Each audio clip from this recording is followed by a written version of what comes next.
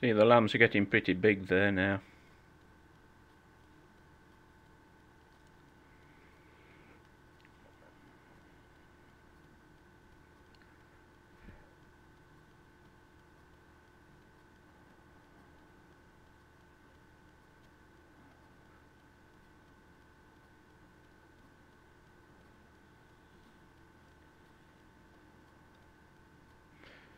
Just rounding them up, ready to take them down to the stream to put them through the sheep wash. He always used to wash them prior to clipping them, because you got a few coppers more for a washed sheep, a washed fleece rather than an unwashed one. Bringing them down here now, the fence just across the little bridge from the shed.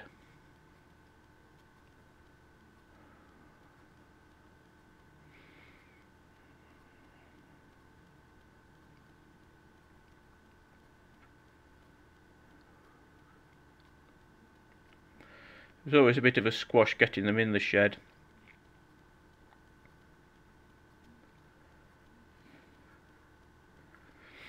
And again, you need a very good dog to keep them in order when there's no fence or anything to guide them in. When the dog had to just drive the sheep into a shed door like that, you need an extremely good dog.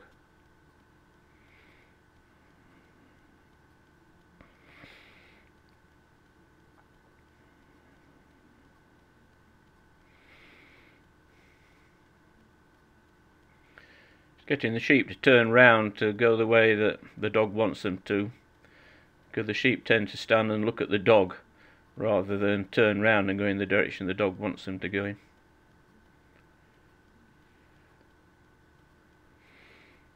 He's getting the last of them in now.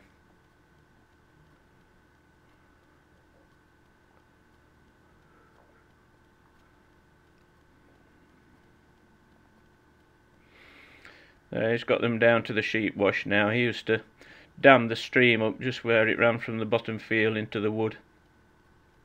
Towels them up and down. That's Thomas Bolton, who looks about 17 or 18 there, having a bit of a struggle getting a big heavy sheep turned over.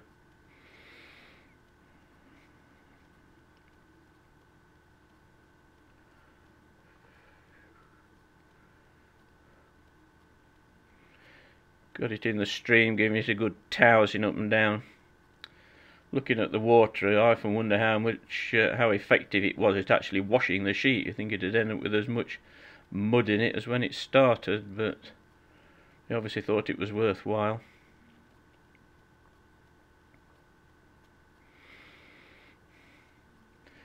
When its fleece is full of water, it's so heavy, poor old sheep had a job to struggle back out of the stream.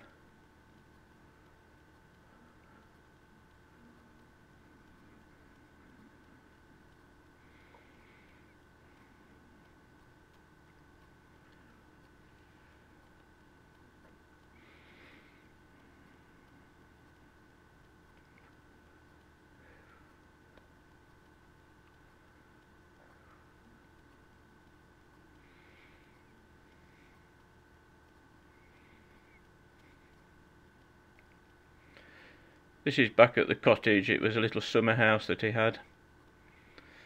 Now he's clipping the sheep. This is Ashton Priestley, who used to farm at Shatton, Bamford. He used to come and help him with the shearing. He and Ashton were big pals. They were both keen competitors in the Longshore sheepdog trials.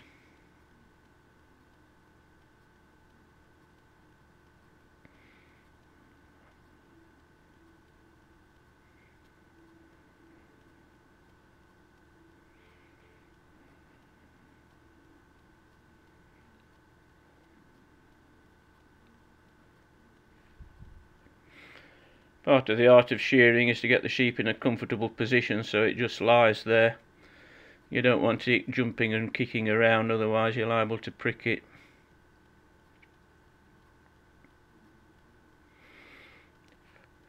winter time he'd got the sheep back across at the moss.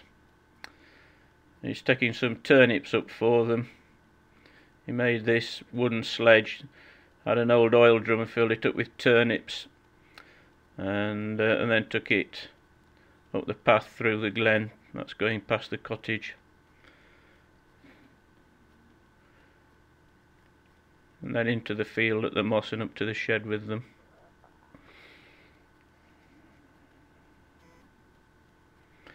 He used to build this little haystack around a tree in the summer, and then put a fence around it, and then in the winter all he had to do was take the fence back down, let the sheep in, and the sheep could eat their way through the haystack.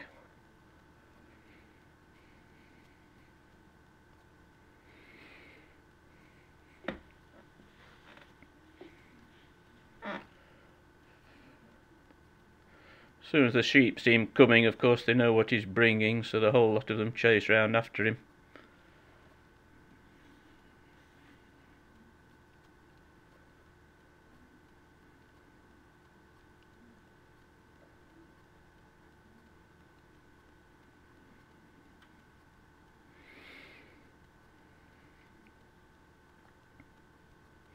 Because he used to chuck the turnips out for them.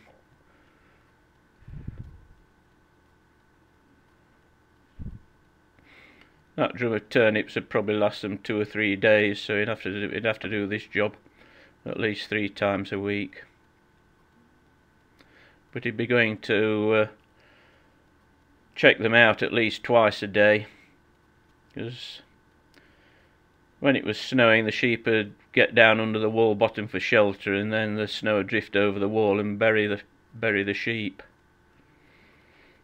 And any that couldn't get out, you'd have to find them, or else they'd eventually suffocate. The dog was very useful because it seemed as if it could smell where they were. Otherwise you have to walk up all the wall bottoms with a stick and keep prodding it.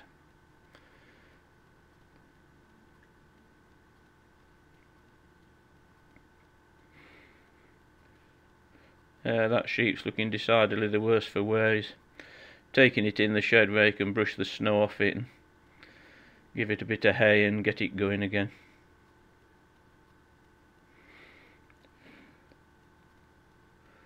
First time the dog gets a ride on the sledge.